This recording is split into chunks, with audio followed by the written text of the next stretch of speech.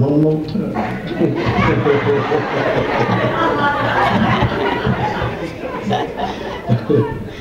I'm just messing. What I'll be reading is something that Miss Brown, she found it interesting and then gave it to me, and I found it interesting. And so she asked me to read it, particularly for the youth, but I'm pretty sure there may have been some adults who haven't heard this particular speech, which was given 6 months before his death to a group of young people. So actually given on October the 26th, 1967. So it's a very short speech, so I hope you all enjoy it. And the title of it is, what is your life's blueprint? And it says, I want to ask you a question, and that is, what is your life's blueprint?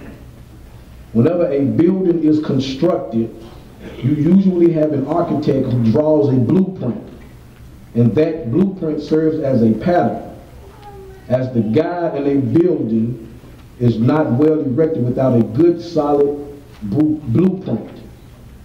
Now, each of you is in the process of building the structure of your lives, and the question is whether you have a proper, a solid, and a sound blueprint. I want to suggest some of the things that should begin your life's blueprint. Number one in your life's blueprint is you should have a deep belief in God and a deep belief in your own dignity, your worth, and your somebodyness. Don't allow anybody to make you feel that you're nobody. Always feel that you count. Always feel that you have worth, and always feel that your life has ultimate significance. Secondly, in your life's blueprint, you must have as the basic principle the determination to achieve excellence in your various fields of endeavor. You're going to be deciding as the days, as the years unfold, what you will do in life. Your life, what your life's work will be. Set out to do it well.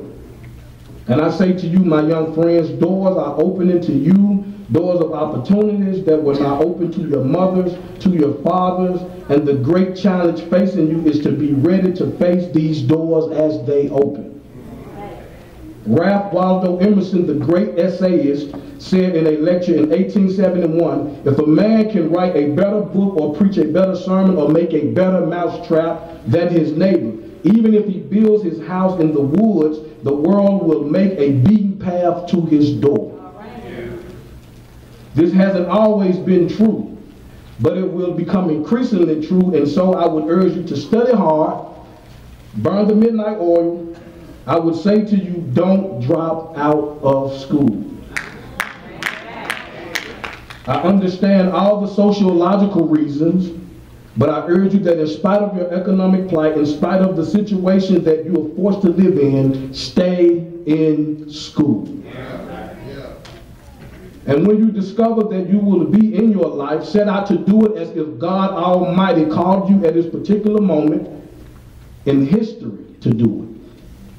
Don't just set out to do a good job, set out to do such a good job that the living, the dead, and the unborn couldn't do it any better.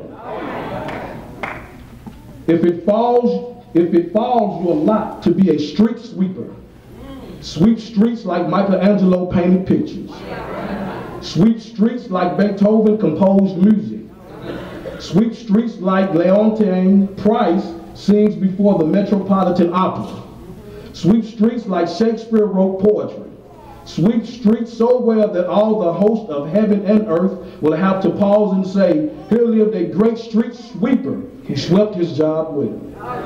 If you can't be a pine at the top of the hill, be a shrub in the valley. Be the best little shrub on the side of the hill. Be a bush if you can't be a tree. If you can't be a highway, just be a trail. If you can't be a sun, be a star. For it isn't by size that you win or fail. Be the best of whatever you are. Dr. Martin Luther King Jr.